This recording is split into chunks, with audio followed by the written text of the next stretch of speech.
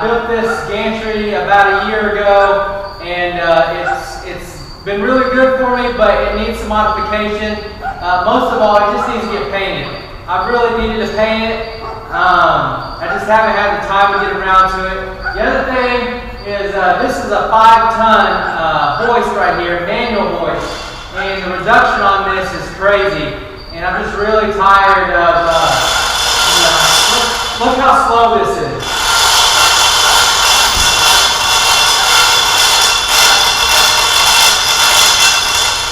So, how fast and efficient are you going to be with a hoist like that? So, I'm going to work on this.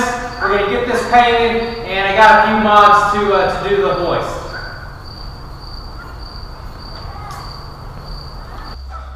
I've talked about this hoist on my show before, but I will walk you through it again. Like I said, this is a 5-ton manual hoist on here.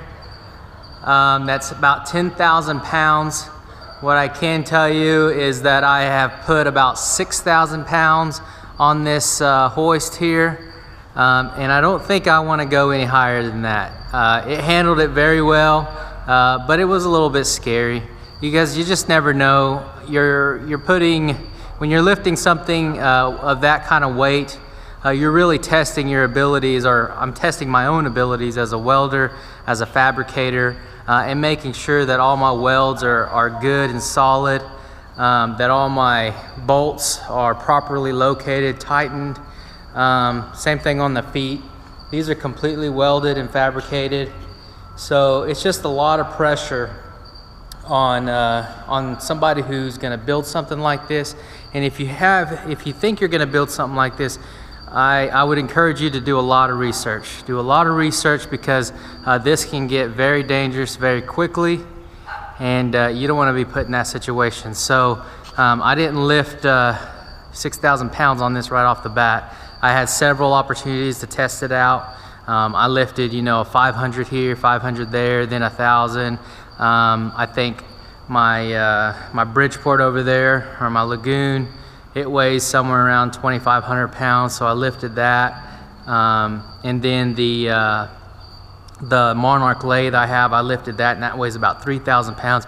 So I worked myself up to it. I gained my confidence, and every time I lifted something heavy, I went through and I did a manual inspection, inspected all my welds, all the stress areas, just to make sure there wasn't anything bending, cracking, or any fatigue of any sort throughout the entire hoist.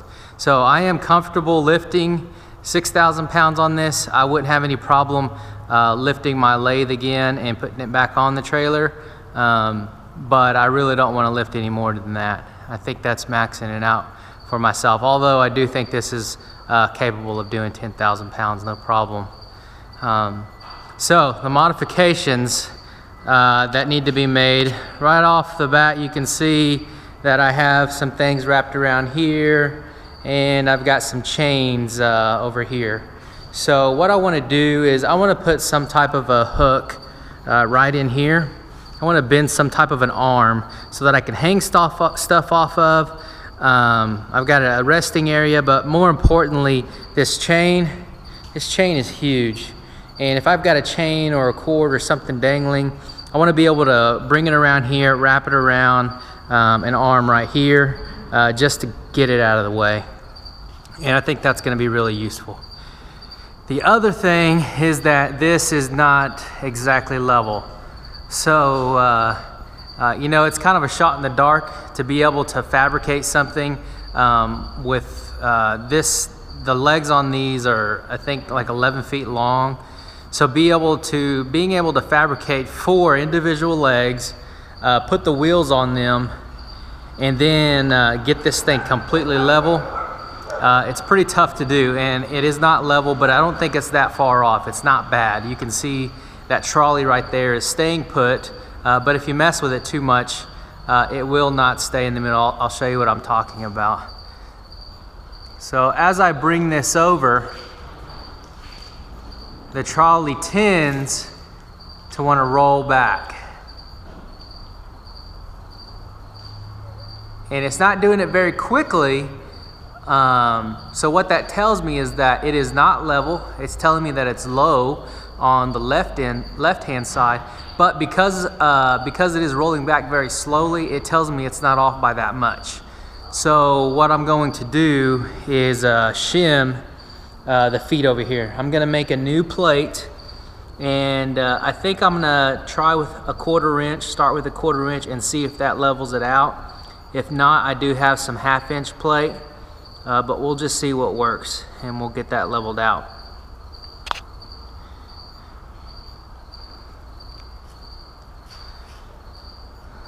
So once this is level and sitting right, and then I have my support arms, brackets welded on here, then it's time to paint. And I'm gonna go with the standard yellow here that you see on there. I'm gonna paint the whole thing yellow. Then I'm not gonna disassemble it, so when I assembled it, I don't have a forklift in the shops. So what I did was I had a couple people come and help me, and I haven't even had time to take it down, but if you look right there at the top of the ceiling,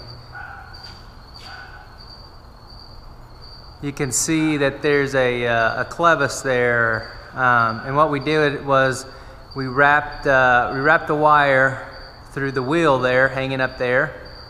And then down below where my table is, we set the I-beam on the table.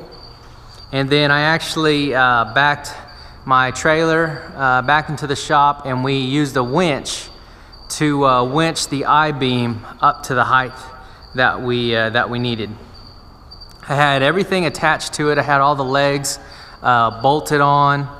I had the feet bolted on.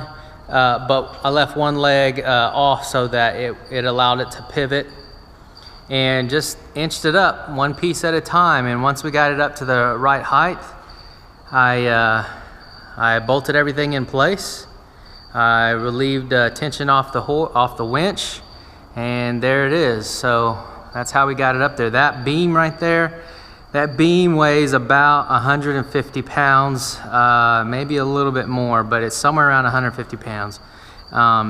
It's nothing you want to play with. It's nothing that you and just a couple of guys can get up there on your own. You definitely have to have some type of a machinery or some type of mechanical device to be able to suspend 150. That's just the beam. If you take into account the legs, you're probably looking at 300 pounds that you're suspending up in the air before you get the wheels bolted on. So that was a pretty good experience getting that up there, but I don't want to take it down and then have to lift it back up without having a forklift in the shop.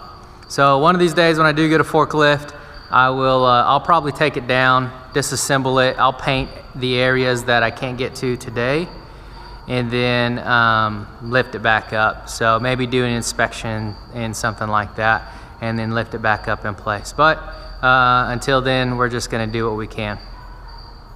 So the grand finale, and kind of what pushed me to do this, was we have a new hoist. So after this is all done, let me show you what we got over here.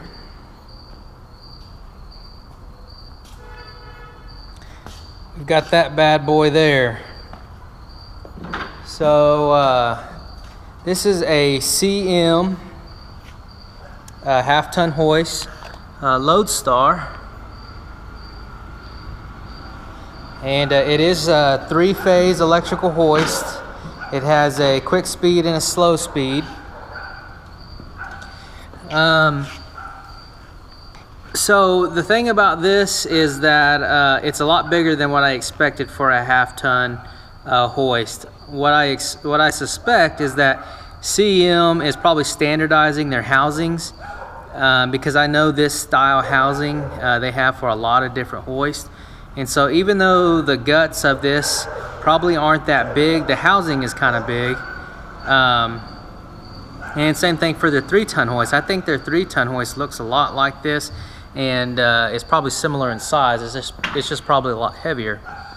So 1/2-ton is quite a bit lighter than I would like. I would like to have at a minimum 1 ton. I think 2 tons is about where I need to be. But the price was right on this. This thing, I mean, this thing is in mint condition. It's working. I tested it out. This thing is almost brand new, and the guy let it go for 350 bucks. So you can't complain about that. 350 bucks. I'll use it for now, and then once I'm able to upgrade, I'm sure I can find another use for this hoist. I can either put it over one of my lathes, or over my my mill, or somewhere where you need to be able to load and offload parts less than 1,000 pounds. So we're going to get some good use out of this, but for the time being, we're going to put this on our gantry crane here in the shop.